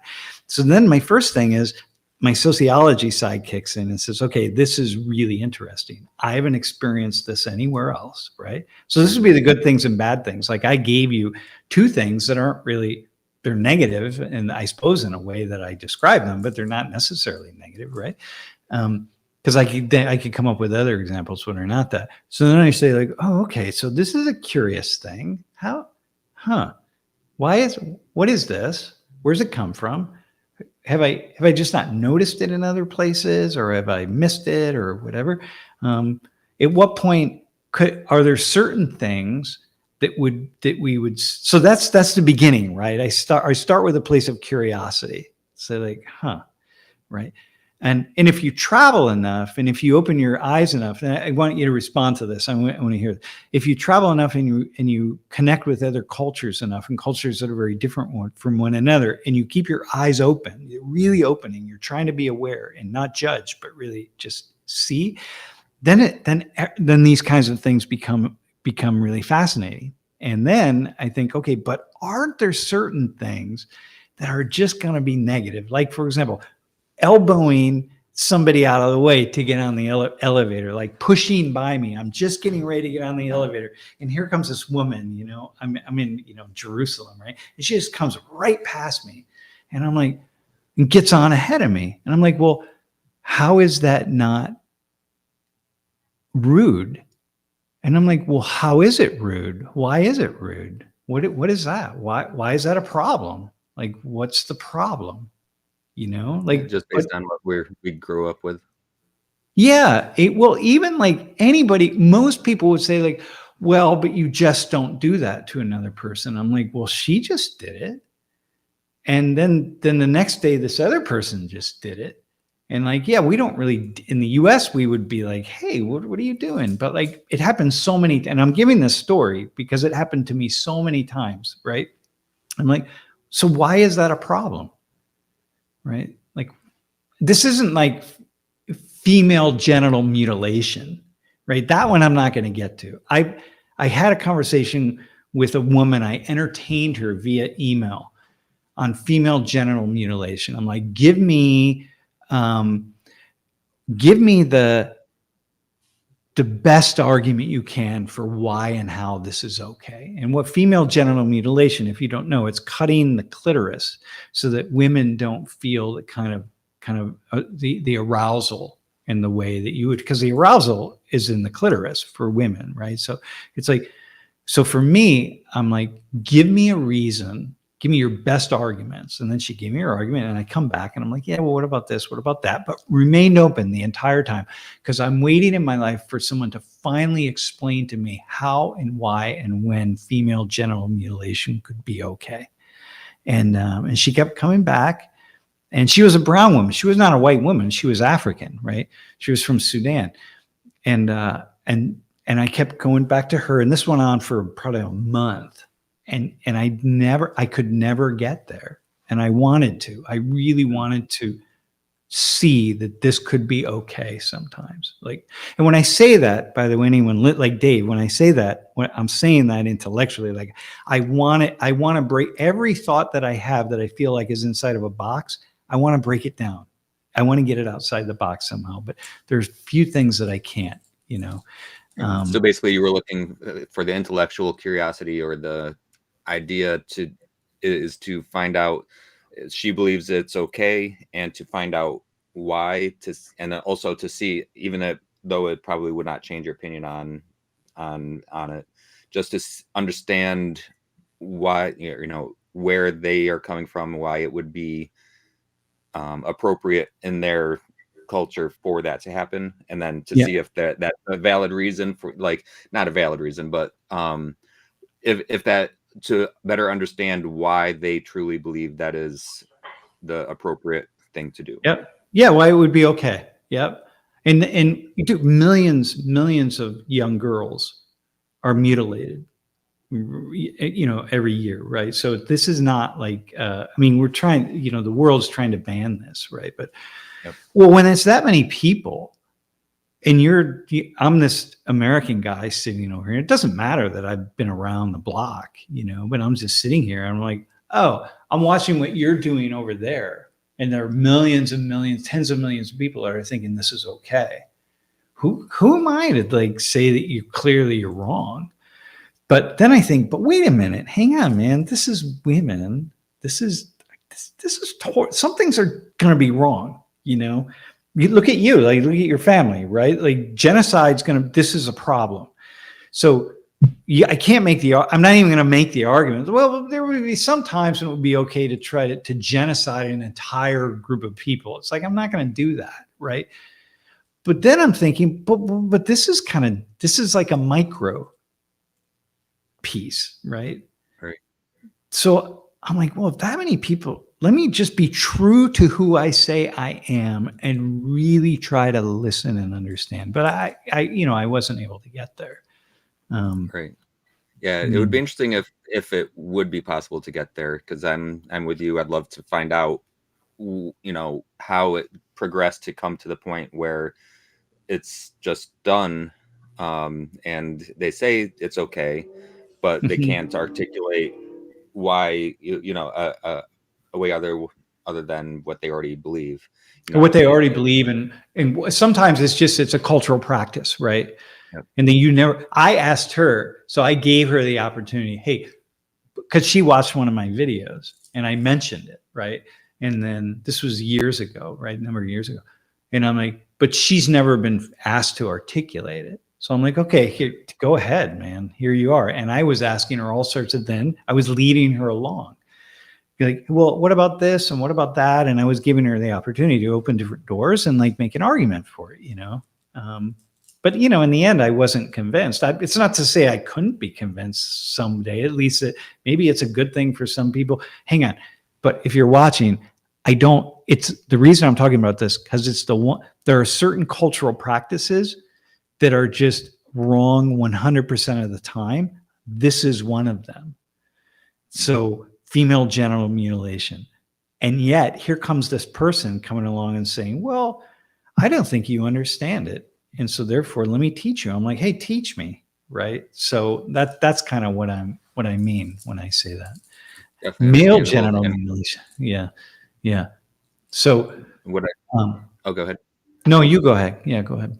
Okay. Yeah. So in addition to that, what I also see, so I collect catalogs from around the world, and I also see the culture change over time. So, the JCPenney catalog, Sears catalog from the 50s and 60s, 70s, compared to the ones from Germany or France, like Three Swiss or Quella or Neckermann, different ones. The style back then between countries was very different compared to now, and it's so similar. And that's what I see as the culture, the entertainment culture, the different, that's why Taylor Swift can sell out concerts worldwide. Granted, the Beatles were able to do that too, but there's it was the British invasion at that point, if you will. And now I'm seeing not just entertainment and different things like that, but now I'm seeing the talk about occupation or the Black Lives Matter thing spreading to England and other countries as well. Yeah, for sure. Yep. And so it's like, is that pushing the American society culture, from entertainment to political goals, or is it really a worldwide event causing these? Well, okay, this is an awesome question. I'm gonna give two answers to it, and then we're gonna cut off. Saying thanks for this. This is really cool because my wife is calling me from the other room to go have our beer. We have coffee every morning together, and we have a beer every evening together. So here's what I would say about that. Things like we saw BLM blow up in cultures around the world, right? Well, there's a way in which people of African ancestry are treated. Not exactly the same, but similarly in cultures around the world, right? Given a certain second-class status. Again, not 100% of the way, but certainly less status. And so, okay, so something like that grabs on. They pick it up, and wherever you might be, wherever that might be happening. And so, like, okay, well, there's one. It's not going to take off if it doesn't like capture what's actually happening. You can't have a protest around something that there's no need to, like, for example, you're not going to go back to Israel and people kind of shoving other people out of the way, getting on the buses and elevators and God knows. So, well, there's not going to be a protest about that there because it's just like, that's not a problem. It's not going to pick up. So, by the way, I learned to just be more assertive. And that's what people wanted. Like, no, you need to be, don't just stand there waiting to get on the damn bus. This is what I finally learned. Some woman explained this to me. You can't just stand there slowly getting on the bus. We're going to push past you. You need to get on the bus, man. We're in a hurry. And I'm like, oh, damn, that explains it, right? It wasn't like, and my wife's from Thailand, and I learned very quickly some of the public transport stuff over in Thailand. Yeah. That. Yeah, it's really awesome. Okay, so the BLM piece, I had a second response to that. It's not going to take off where it's I Oh man, I had a different. I mean, did that response kind of resonate at all? Like that's A little bit, yeah. You said, are we kind of pushing certain? Oh, here's my other thing. My wife and I we were in Krakow, Poland. We spent a couple of months there, and they had one of the most beautiful buildings in the center of Krakow, and McDonald's bought it, and they put a McDonald's in there. Mm-hmm. And my wife and I, we would just be like, oh, God, man, these stupid, here we go. The American corporation, the most beautiful ornate building, we stick a McDonald's in there. It's like, it's just so the ugly American, right? But the Poles, they loved it. The place was packed every single day. And at some point, my wife, Lori, said, why am I concerned about pushing our culture onto them? They clearly want McDonald's food.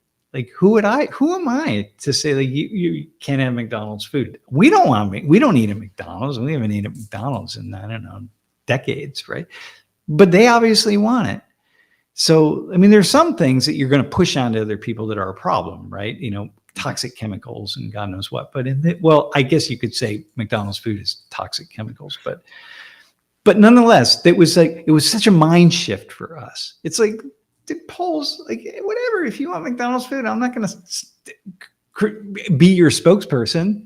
There you go, man. Yeah, look at that. Yeah, that wasn't the one. That's a new one now, by the way. Actually, that was there also. That was a different one. But look at that building. Yeah, this other building was even more ornate. So in any case, Dave, that's my response. It's good to see the reuse versus rebuild in a lot of different countries too. Versus even you'll have a McDonald's that was built here in the 80s demolished to rebuild. Granted, that's not a classic old building, but it could be, and you will see it in some places in the U.S. where they repurpose an old building into a drugstore or something. But that was good to see there, and it's often seen in Europe. They repurpose old buildings because it's better to reuse. Yeah. I think, that's it, man. That's it. And so there are certain things that are problematic, right?